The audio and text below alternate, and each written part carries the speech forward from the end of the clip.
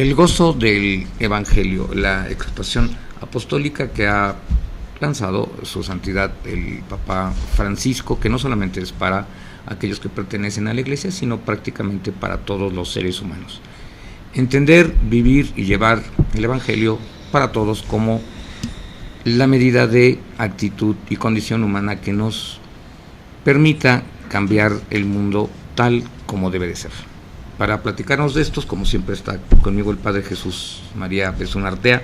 Y Padre, entrando fuertemente en el tema, algunas partes de este exhorto tienen un fundamento crítico sobre los males reales del ser humano que mantienen a la humanidad en este momento, vamos a decir, tan difícil. Entre ellos la avaricia, la codicia, el egoísmo, la incapacidad de darse, el ensimismamiento, etc. Y que es el origen de todos los males, indiscutible. ¿A qué o cómo enfrentar estos males ante los seres humanos? ¿Cómo expresarlos según las palabras del Evangelio? Según lo que sabemos del Evangelio. A ver, un poquito más clara la pregunta. Sí, vivimos en un mundo donde, bueno, no aparentemente, es muy absoluto que los valores que llevan a este mundo son el consumismo, el egoísmo, el egocentrismo desmedido, pero sin lugar de tener una actitud crítica, ¿cómo abordarlo ante los demás? ¿Cómo se debe abordar todos estos problemas en base a las palabras del Evangelio? Bueno, porque esto es grave. Sí, pues precisamente por eso hace falta una evangelización, ¿no? Hoy, por ejemplo, hoy comenté el tema del próximo domingo, el Evangelio del próximo domingo, del Evangelio de San Mateo, nos dice: no pueden servir a Dios y al dinero, ¿no? Entonces, imagínate ahí en esa área, ¿cuánto tenemos que evangelizar? Porque Jesús dice: miren, ¿por qué se preocupan? O sea, ¿por qué el dinero se convierte está quitándole el lugar a Dios, en lo que supone Dios, el Dios providente, el Dios Padre que cuida de nosotros? Pues porque se ha perdido esa fe en Dios, y porque el ambiente materialista de la sociedad nos está confundiendo, nos está haciendo creer, ¿verdad?, sobre todo en los ambientes urbanos, que si no trabajas, no comes, ¿no?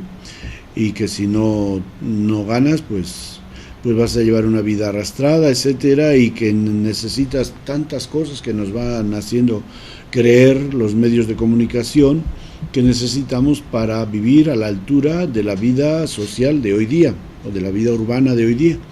Entonces, obviamente que necesitamos una evangelización, por eso la urgencia de evangelizar a los cristianos. Es decir, nos hemos creído que los cristianos católicos pues estábamos suficientemente formados, ¿verdad? Y así ha sido, diríamos, aparentemente, porque el ambiente en el que vivíamos, por ejemplo, en un país católico como México, pues era arropador, apoyaba, ¿no?, esa mentalidad y esos valores. Pero ahora que nos ha invadido una cultura secularizada, materialista, hedonista, etcétera, de otras ideologías que no son cristianas, pues vemos que mucha gente, muchos cristianos, primeramente, por decirlo menos, están confundidos, y otros pues se han dejado atraer más por todas esas ofertas que parece que les halagan más que lo que la religión así llamada cristiana pues les ofrece, ¿verdad? Y de hecho pues también ahí influye un poco sí, que la Iglesia pues en tiempos pasados ha adoptado una actitud un poco exigente, de muchas, diríamos, aparentemente prohibiciones y obligaciones, etcétera, y pues hoy como que todo eso el ser humano lo está sintiendo una alergia a toda esa mentalidad y a esa cultura del deber, de la obligación, de lo que hay que hacer, etcétera. Entonces, como pues se nos hace otra propaganda de que tú tienes derecho a ser tú, a gozar de las oportunidades de la vida, y porque pues no sabemos si hay otra vida más allá, ¿verdad? Entonces aprovecha esta por si acaso, ¿no? Entonces todo este ambiente, obviamente que ha hecho que sean pues ya mayoría de nuestros cristianos católicos los que si bien creen en Dios, pero ya no tienen un compromiso con el Evangelio y menos con la Iglesia. Padre, pero aquí también nos enfrentamos a otro problema. Querramos o no, en una sociedad donde el dinero y los bienes están tan polarizados, para que existan los súper ricos es porque existen masas de súper pobres, pero masas gigantescas. Y es muy grave ver cómo incluso estas masas empobrecidas, estas masas abandonadas, admiran a este tipo de personas que están del otro lado del polo. O sea, ¿cómo puede tergiversarse tanto la mente del ser humano en ese sentido de los valores? ¿Cómo puedo admirar a una persona o personas cuya actitud carente de ética, de moral, etcétera, etcétera, mantienen a la sociedad y a mí mismo en este estatus? Es verdaderamente extraño, es verdaderamente ilógico. ¿Por qué existe esto? Pues sí, existen esas actitudes, esos grupos de personas. ¿Y pues por qué? Pues porque ha habido una pérdida de valores, y porque pues también yo creo que, o sea, no es tanto que los pobres admiren a los ricos, sino que los poderosos, esa palabra de rico es un poquito subjetiva, nadie se considera rico. Los poderosos manipulan a las masas, y eso lo vemos, aparece pues en los medios de comunicación, como un medio de comunicación a través de programas populares puede crear una opinión u otra sobre acontecimientos, o cómo puede distraer la atención. Entonces ahora, por ejemplo, en la mayoría de la parte de los países del mundo o de Occidente, ¿dónde está la atención de la mayoría? En el Campeonato Mundial de Fútbol. Entonces, ahí, y entonces, ¿qué pasa? Pues los ídolos de toda esta gente, ¿cuáles van a ser? Pues ya sabes, los famosos, las estrellas y los equipos estrella pues por ahí, todo eso lo manipulan los medios de comunicación, y también pues a políticos o economistas sin escrúpulos les interesa todo eso, ¿verdad? Porque mientras esté el pueblo entretenido con esos medios, pues no se van a preocupar de hacer manifestaciones en contra de las injusticias presentes en la humanidad. Padre, pero las palabras del Evangelio, las enseñanzas de Jesús de Nazaret, tendrían como resultado en todas estas masas liberarlos de este tipo de cuestiones. Sí. Bueno, ¿qué tan peligroso es esto? No, yo no creo que es peligroso.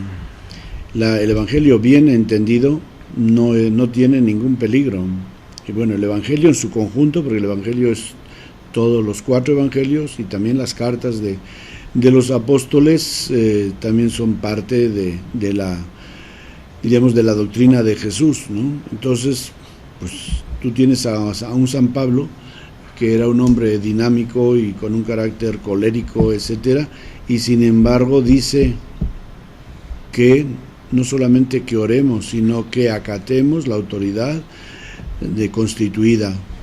Sí, pero yo me refiero, por ejemplo, una persona, cualquier ser humano que viva y conozca las palabras del Evangelio, automáticamente se va haciendo cada vez más libre de valores creados como el consumismo, como etcétera, etcétera, Sí. etcétera.